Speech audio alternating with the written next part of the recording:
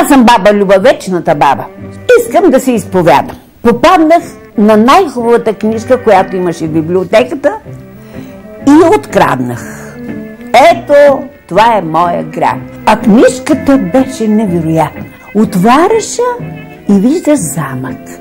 Един прозорец. През прозореца виждаш езеро. Езерото, полянка, коричка, дървета. Колкото пойда до библиотеката, връщам другите книги, тази си я взимам отново. Директор на библиотеката беше писателя Стефан Станчев. Той излезе, че разбра колко аз вече съм обезумяла за тази книжка. Пишеше нова дата за връщане и направо си ме изпращаше. Свърших отделението, започнах класовете, обаче всяка вечер книжката до мен и фенечето. Годините си отидоха, бомбардировки, какво ли не, книжката изчезна.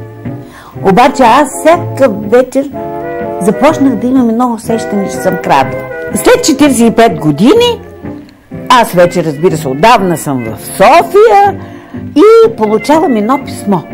Чета библиотеката, градска библиотека Бургас.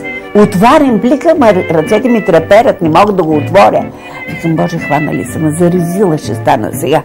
А то покана по случай годишнина на библиотеката, обаче не отидох на тържеството да ме разкрият и да ми кажат, че съм крадец. Аз това няма да мога да го преживея.